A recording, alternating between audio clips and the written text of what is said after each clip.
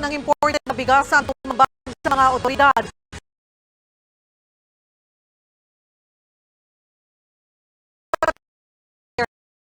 Ang supply ng bigas na siyang dahilan ng mataas na presyo sa palengke. Nasa frontline ng balitang yan, si Gio Robles.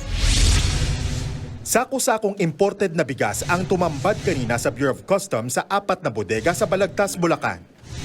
Kasama muli sa raid sina House Speaker Martin Romualdez, Quezon 1st District Representative Wilfredo Mark Enverga na siyang chairperson ng House Committee on Agriculture and Food at ACT-CIS Party List Representative Erwin Tulfo. Isinagawa ang operasyon 1 linggo matapos ipasara ang 3 warehouse sa Bulacan na unang ni-raid ng mga otoridad na hinihinalang nagtatago ng mga smuggled na bigas. Isa-isa natin yan. Kung sino nag-import at sino nag-hoard, unavailable yan. Kaya mag-ingat na kayo. Aabot sa 154,000 na sako ng imported na gas na may kambas na 432 million pesos ang nakita sa 4 na bodega dito sa Balagtas, Bulacan ayon sa Bureau of Customs. Sa tagal nga raw na nakaimbak ng mga ito, inaagiw na ang karamihan sa mga nakatagong bigas. Itinanggi naman ng ilang tauhan ng bodega na nag-iimbak sila ng bigas. Last week ko lang yan discharge, galing sa container yan. So bagong dating po yan, pinaka-latest natin. Wala pa pong 1 linggo. Bukod sa bigas, may nakaimbak ding aabot sa 60,000 sako ng palay sa naturang bodega. First time po tayo nakakita ng nakatago dito sa mga warehouse na ating mga napasok.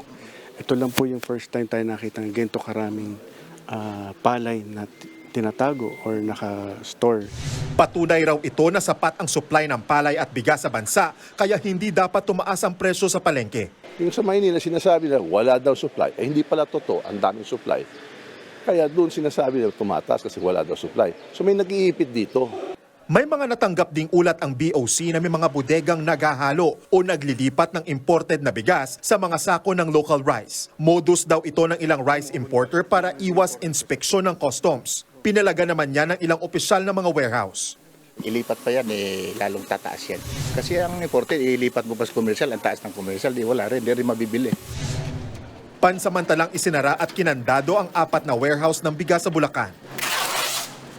Bibigyan sila ng 15 araw para magsumite ng mga kaukulang dokumento para patunayang hindi smuggled at hindi sila nanghuhoard ng bigas. Kung mapapatunayang nagtatago o smuggled nga mga bigas sa mga bodega, kukumpiskahin ito at ibibigay sa Social Welfare Department o ibebenta sa Kadiwa stores ng Agriculture Department sa mas murang halaga. Sa price monitoring ng DA, nasa 42 hanggang 65 pesos na ang 1 kilo ng bigas sa Metro Manila. Kung kaya bang matupad ang pangako ni Pangulong Bongbong Marcos na ibaba sa 20 pesos ang kilo ng bigas, sagot ng pinsan niyang si Speaker Romualdez. Baka hindi pa bukas pero yan ang hangarin natin kasi yan ang target . At sino ba ayaw?